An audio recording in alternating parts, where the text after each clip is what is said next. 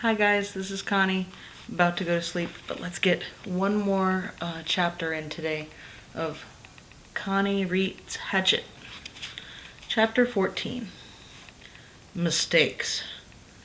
Small mistakes could turn into disasters. Funny little mistakes could snowball so that while you were still smiling at the humor, you could find yourself looking at death. In the city, if he made a mistake, usually there was a way to rectify it, make it all right. If he fell on his bike and sprained a leg, he could wait for it to heal. If he forgot something at the store, he could find other food in the refrigerator. Now it was different. And all so quick, all so incredibly quick. If he sprained a leg here, he might starve before he could get around again. If he missed while he was hunting, or if the fish moved away, he might starve. If he got sick, really sick, so he couldn't move, he might starve.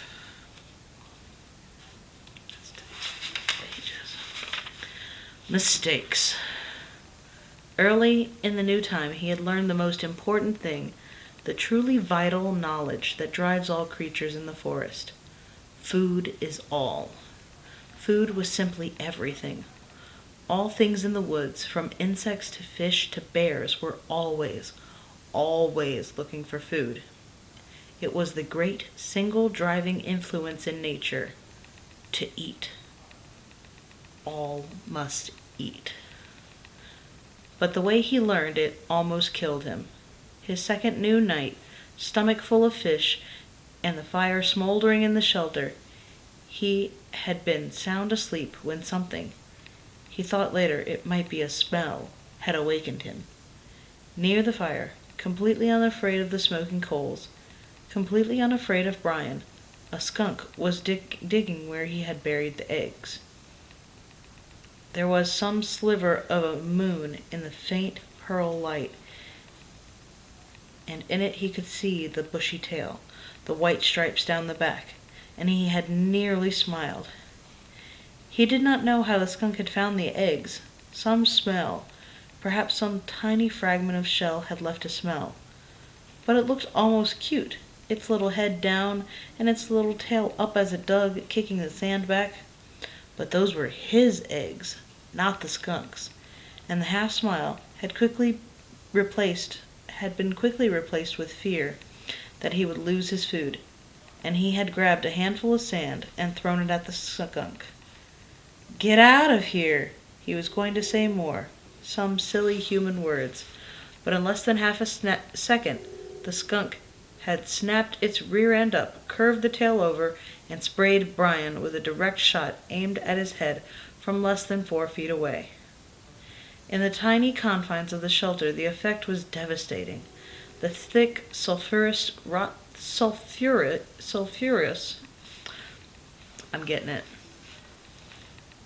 The thick, sulfurous, rotten odor filled the small room, heavy, ugly, and stinking. The corrosive spray that hit his face smeared into his lungs and eyes, blinding him. He screamed and threw himself sideways, taking the entire wall off the shelter, screamed and clawed out of the shelter, and ran into the shore of the lake. Stumbling and tripping, he scrambled into the water and slammed his head back and forth, trying to wash his eyes, slashing at the water to clear his eyes.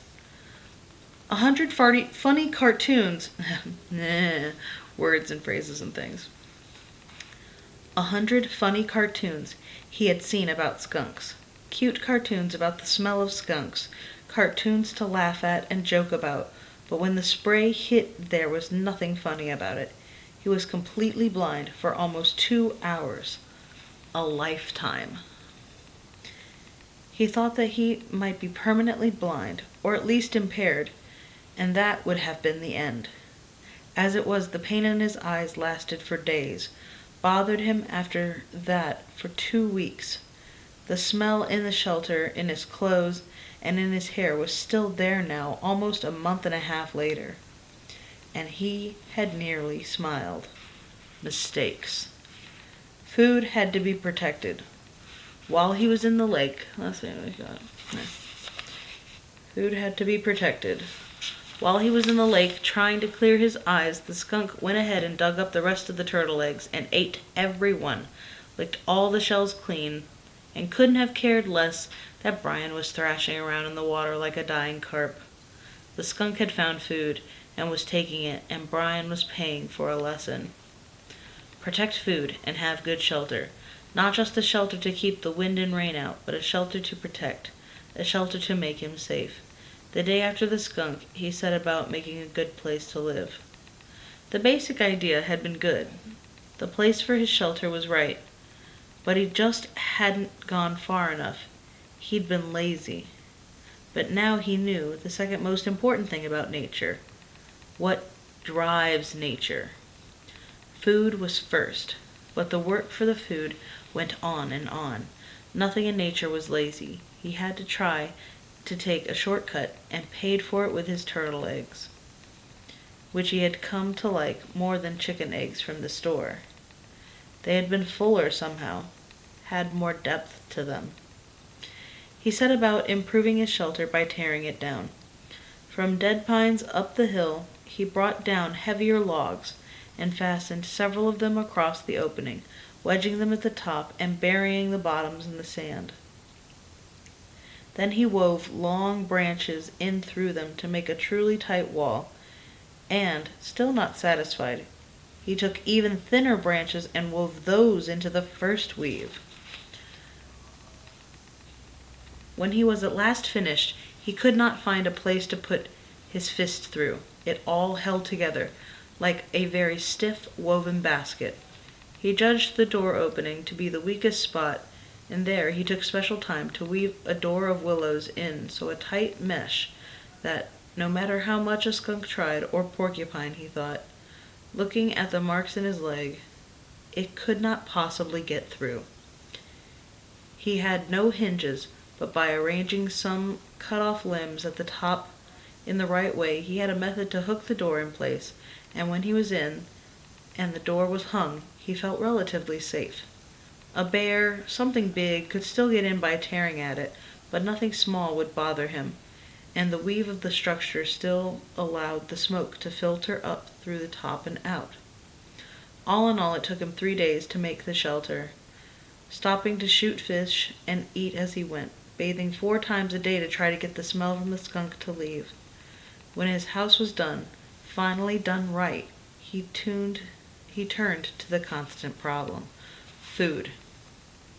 It was all right to hunt and eat, or fish and eat, but what happened if he had to go a long time without food?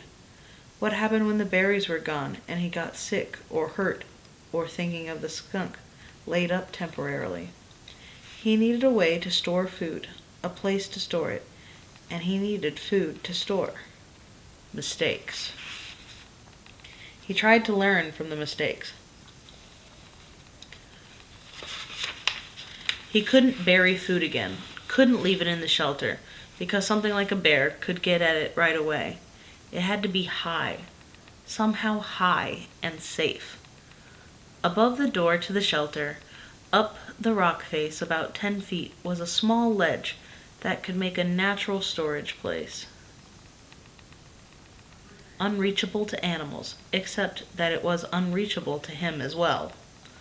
A ladder, of course. He needed a ladder. But he had no way to fashion one, nothing to hold the steps on, and that stopped him until he found a dead pine with many small branches still sticking out. Using his hatchet, he chopped the branches off so that they stuck out 4 or 5 inches, all up along the log. Then he cut the log off about 10 feet long and dragged it down to his shelter.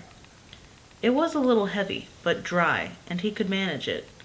And when he propped it up, he found he could climb to the ledge with ease, though the tree did roll from side to side a bit as he climbed. His food shelf, as he thought of it, had been covered with bird manure, and he carefully scraped it clean with sticks. He had never seen birds there, but that was probably because the smoke from his fire went up right across the opening, and they didn't like smoke. Still, he had learned, and he took time to weave a snug door for the small opening with green willows, cutting it so it jammed in tightly.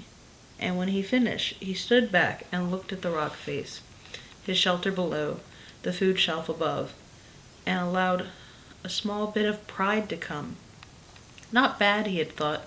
Not bad for somebody who used to have trouble greasing the bearings on his bicycle. Not bad at all. Mistakes. He had made a good shelter and food shelf, but he had no food except for fish and the last of the berries, and the fish, as good as they still tasted then, were not something he could store. His mother had left some salmon out by mistake one time when they went on an overnight trip to Cape Hesper to visit relatives, and when they got back, the smell filled the whole house. There was no way to store fish. At least he thought no way to store them dead.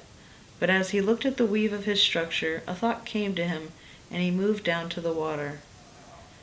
He had been putting the waste from the fish back in the water, and the food had attracted hundreds of new ones. I wonder.